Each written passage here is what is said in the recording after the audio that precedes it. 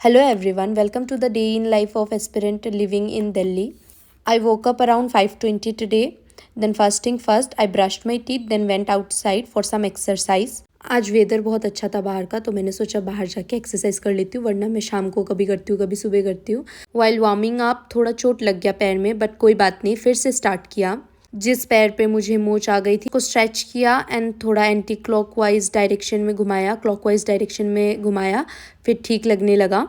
उसके बाद थोड़ा रनिंग किया, थोड़ा जंपिंग किया और फिर लास्ट में स्ट्रेचिंग किया. कल बारिश हुई थी तो आज स्काई बिल्कुल क्लियर था, लेकिन थोड़े थोड़े बादल थे उसमें. Just look at these clouds. क्या आपको पता है ये कौन से टाइप के क्लाउड्स हैं? Let me know in the comment section, क्योंकि आपने पढ़ा होगा जियोग्राफी में, मैंने भी पढ़ा है इसके बारे में. ये ग्रेइश कलर का है एंड ज़मीन के पास ही है देखा जाए तो ज़रूर बताना ये कौन से क्लाउड्स हैं. एक्सरसाइज करने के बाद घर चली गई और वहाँ जाके अनुलोम विलोम किया, ब्रीथिंग एक्सरसाइज. सुबह सुबह ये करने से बहुत अच्छा होता है, ऑक्सीजन लेवल हाई होता है बॉडी में और इससे हम पूरे दिन एक्टिव रहते हैं. फिर मैंने 6:30 में अपना फर्स्ट स्टडी स्लॉट शुरू कर दिया. मेरा अभी भी साइंस एंड टेक ही चल रहा है, ये अभी तक ख़त्म हुआ नहीं है, तो इसी को मैं पढ़ रही थी. In between I had a cup of T, क्योंकि थोड़ा फ्रेश फील करने के लिए वो ज़रूरी था. And after tea back to science and tech again. आज मैं पढ़ रही थी information and communication technology, computer and emerging technologies. और क्वांटम कंप्यूटिंग भी इसी चैप्टर का पार्ट है जो आजकल न्यूज़ में बहुत चल रहा है. अच्छा, मैं आपको एक इंटरेस्टिंग बात बताती हूँ. आपने क्वांटम सुपरपोजिशन के बारे में तो सुना ही होगा. तो मुझे लगता है क्वांटम सुपरपोजिशन सिर्फ इलेक्ट्रॉन्स के लिए नहीं होता है, स्टूडेंट्स के लिए भी होता है. एक साथ दोनों स्टेट्स में रहते हैं. समझ भी आता है कभी कभार पढ़ने में और कभी कभार समझ भी नहीं आता है. फिर जब पढ़ा कि क्वांटम कंप्यूटर्स ट्रेडिशनल कंप्यूटर्स से हज़ारों गुना फास्ट होते हैं, तो मन में एक ही सवाल आया, काश ये टेक्नोलॉजी मेरे सिलेबस कवर करने में भी हेल्प कर देती. सीरियसली, अगर क्वांटम कंप्यूटर होता ना तो सिलेबस 1 सेकंड में रिवाइज हो जाता. हमें तो पेन पेपर और अपने स्लो प्रोसेसिंग दिमाग से ही काम चलाना पड़ेगा. पर फिर भी जो भी बोलो, ह्यूमन इंटेलिजेंस को कोई भी इंटेलिजेंस बीट नहीं कर सकता. वेल, एक इम्पॉर्टेंट अनाउंसमेंट आप सभी के लिए. Textbook elite has come up with the comprehensive test series designed specifically for UPSC aspirants. It includes 300 plus test covering PYQs, NCERTs and daily current affairs updates, ensuring you stay on top of everything. और जो सबसे important है, UPSC mains test series जो बिल्कुल real exam के pattern पर based है, ताकि प्रैक्टिस सॉलिड हो. और अगर लास्ट मिनट रिवीजन का टेंशन है तो डोंट वरी. जैसे ये 1857 का टाइमलाइन पूरा कॉन्सेप्ट क्लियर कर देता है, वैसे ही यहाँ चीट शीट्स और शॉर्ट नोट्स मिलते हैं जो रिवीजन को सुपर इजी बना देते हैं.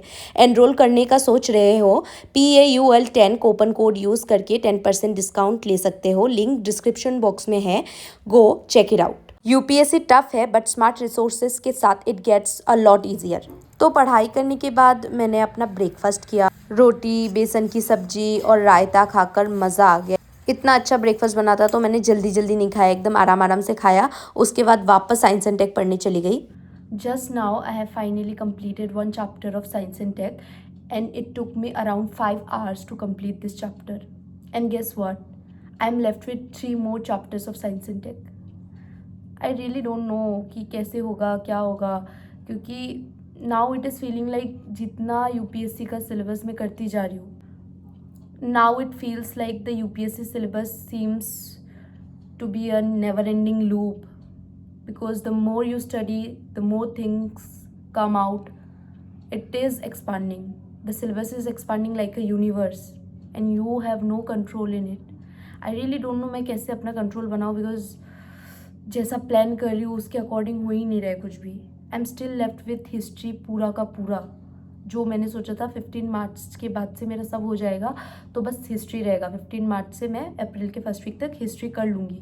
बट अभी मेरा साइंस एंड टेक खत्म नहीं हुआ. जियोग्राफी का पोर्शन है मैपिंग वाला, वो भी रहता है. मैंने सोचा था एक एक दिन थोड़ा थोड़ा वीडियोज़ देख के कवर करूँगी. कल मैंने आर्ट एंड कल्चर भी स्टार्ट कर दिया था, लेकिन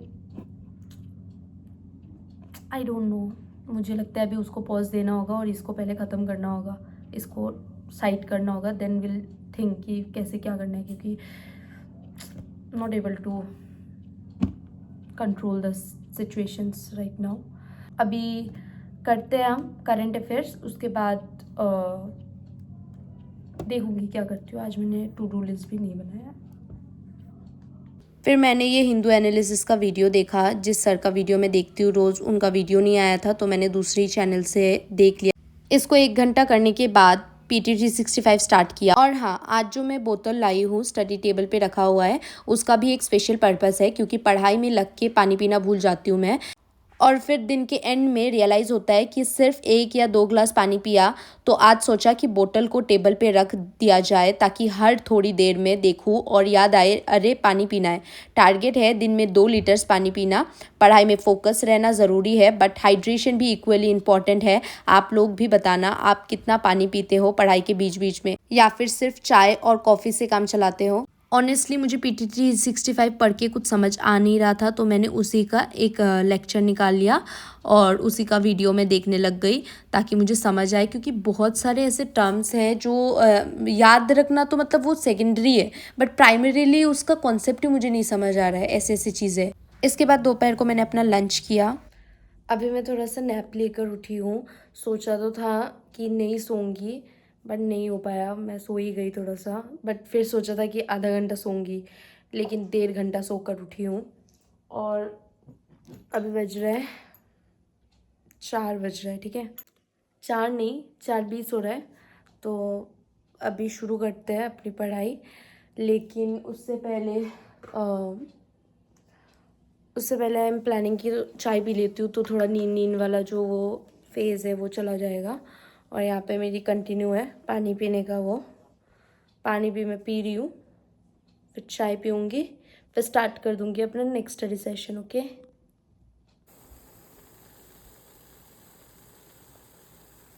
तो मैंने चाय बनाया और चाय बना के उसको पीने के बाद मेरी पूरी नींद भाग गई और बहुत फ्रेश फील हो रहा था। इसके बाद मैं अपने नेक्स्ट स्टडी सेशन में बैठ गई, जिसमें मैं CUET के लिए MCQs एंड PYQs प्रैक्टिस कर रही थी, because the more you practice the more your concepts will be cleared. तो लगभग 1.5 घंटे 5 बजे से 6:30 बजे तक मैंने इसको किया। जितना एग्ज़ाम पास आते जा रहा है उतना मुझे डर लग रहा है, क्योंकि इसको ज़्यादा टाइम दे भी नहीं पा रही हूँ उतना, क्योंकि UPSC के लिए भी मुझे मैनेज करना पड़ रहा है और मुझे इसी साल UPSC का भी एग्ज़ाम देना है। तो इसीलिए थोड़ा सा प्रॉब्लम होता है मैनेज करने में, लेकिन एवरीथिंग इज़ मैनेजेबल अगर आप चाहो तो, है ना। तो इसी माइंडसेट के साथ मैं इसको कर रही थी। MCQs करने के बाद फिर मैंने एक लेक्चर देखना शुरू किया, जो कि 3 से 4 घंटे का लेक्चर था, और उसमें पूरा जो भी पॉलिटी के जितने भी टॉपिक्स थे सिलेबस के CUET से रिलेटेड, वो मेरे कवर हो गए थे। तो उसी का मैं लेक्चर देख रही थी। और ये मैं बता दूँ आपको, UPSC के लिए भी वो सारे टॉपिक्स इंपॉर्टेंट थे जो जो भी मैंने किया था। तो यहाँ पे making of the constitution, preamble, fundamental rights, DPSP, ये सारे टॉपिक्स कवर करा रहे थे ये सर। तो वही लेक्चर देख रही थी, बीच बीच में पानी भी पी रही थी। तो ये लेक्चर 4 घंटे का था, तो बीच में मेरे को ना भूख लग रही थी, तो कुछ खाने का क्रेविंग हो रहा था। तो मैंने सोचा अपने लिए प्रोटीन शेक बना लेती हूँ, उसी को पी लूँगी, तो पेट भरा भरा भी लगेगा और वो हेल्दी भी होता है। तो इसको आधा देखने के बाद मैं चली गई अपने लिए प्रोटीन शेक बनाने, जिसमें ये दूध के साथ मैंने बनाना काट के डाल दिया उसमें। फिर यहाँ पे ये सीड्स, फिर साथ में काजू भी थे।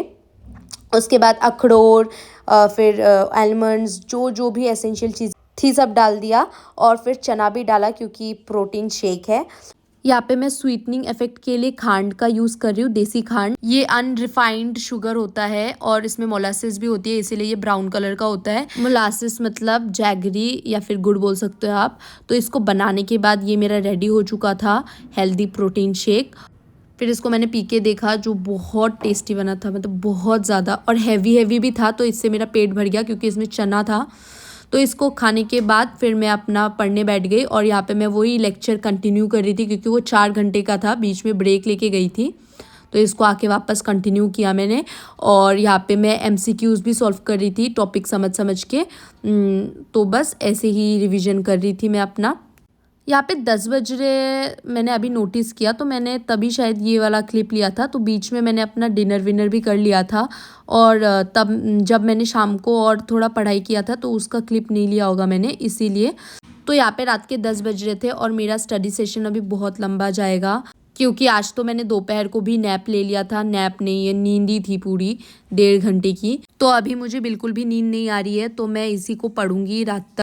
अच्छा, ये जो वीडियोज़ है मेरी, आप में से बहुत लोग देखते हैं जो अभी क्लास 10th में है, 12th में है या फिर ग्रेजुएशन में है। So if you are someone who want to prepare for UPSC, तो आपको मैं यही सजेशन दूंगी कि आप पहले ना एनसीईआरटी पे फोकस करो। अगर 10th में भी हो ना, आप एनसीईआरटीज़ पढ़ो, अपना पूरा जो फाउंडेशन है उसको बिल्ड करो, ताकि जब आप प्रिपरेशन करने जाओ तो आपको एटलीस्ट फाउंडेशन में प्रॉब्लम ना हो, आपका बेसिक्स क्लियर रहे। तो आप रेफरेंस तब पढ़ सकते हो, साथ में पीवाईक्यूज़, मॉक टेस्ट ये सब लगा सकते हो। इससे आपकी जर्नी क्या हो जाएगी, छोटी हो जाएगी, आप जल्दी जल्दी चीज़ें कवर कर पाओगे। अदरवाइज़ जब बेसिक ही स्ट्रॉन्ग नहीं होता है तो ये जो जर्नी है बहुत टाइम ले लेता है, बहुत साल लग जाते हैं इसको करने में। इसीलिए उसके बाद डेवलप अ रीडिंग हैबिट, क्योंकि न्यूज़पेपर पढ़ना बहुत ज़रूरी होता है। अगर आप अभी से स्टार्ट कर दोगे न्यूज़पेपर कहीं से भी पढ़ना, या फिर अपडेटेड रहोगे एटलीस्ट, तो आपको प्रॉब्लम नहीं होगी आगे जाके। मुझे तो, मैंने ग्रेजुएशन में जाके इसको थोड़ा सा पढ़ना शुरू किया और मुझे बहुत टाइम लग गया न्यूज़पेपर समझने में, कैसे क्या पढ़ना है, क्या छोड़ना है, और बहुत डिफ़िकल्ट भी लगता था मुझे वो पढ़ने में। फिर राइटिंग स्किल्स बहुत ज़्यादा इंपॉर्टेंट हो जाता है इस एग्ज़ाम के लिए, क्योंकि मेंस ही हमारा रैंक डिटरमाइन करता है। तो इस वजह से आप जितना अच्छा लिख सकोगे, जितने क्लैरिटी के साथ अपने थॉट्स को एक्सप्रेस कर पाओगे, उतना ही अच्छा होगा। और ये हमेशा याद रखना है कि यूपीएससी की तैयारी एक मैराथन है, स्प्रिंट नहीं है। जितना आप जल्दी शुरू करोगे उतना अच्छा होगा। लंबे रेस तक दौड़ना है तो धीरे धीरे करके क्लियर करते जाओ कॉन्सेप्ट्स, क्योंकि हम सोचते हैं ना 1 साल ग्रेजुएशन के बाद लगाएंगे और हो जाएगा, तो वो 1 साल में कभी नहीं हो पाता है, बहुत मुश्किल हो जाता है। मैं तो नहीं बोलूँगी कभी नहीं हो पाता है, बहुत लोगों ने किया भी है 1 साल में। लेकिन आप अगर वो भी देखोगे ना तो आपको पता चलेगा कि उनका पास्ट में उनका बेस क्लियर था, स्ट्रॉन्ग था। लेकिन जिनका एकदम, वो लोग अलग स्ट्रीम से आते हैं, फिर उनका 10th तक ही उन्होंने पढ़ी थी एसएसटीज़, या फिर मान लो इंटरेस्ट नहीं पड़ा था पहले, तो कॉन्सेप्ट्स क्लियर नहीं थे, तो उनको बहुत प्रॉब्लम हो जाता है। तो वो पहले शुरू नहीं करते और बाद में जाके हम सोचते हैं कि ग्रेजुएशन के बाद शुरू करेंगे, और वो 1 साल में नहीं हो पाता है क्योंकि इतनी सारी चीज़ें होती है। तो अभी 1 बज गया आज मुझे पढ़ते पढ़ते। मैंने अपना पानी भी पूरा ख़त्म किया, मेरा ये टारगेट पूरा हुआ आज का, 2 लीटर का पानी, और जूस भी तो पिया था बीच में। फिर यहाँ पे 1 बज गए थे और इतने सारे मैंने एमसीक्यूज़ प्रैक्टिस किए आज, और कॉन्सेप्ट्स भी समझे, बहुत सारे लेक्चर्स देखे मैंने। So that's it for today. I hope you like this video. अगर आपको ये वीडियो पसंद आया होगा so please do like, share and subscribe my channel. We will meet in the next vlog. तब तक के लिए बाय।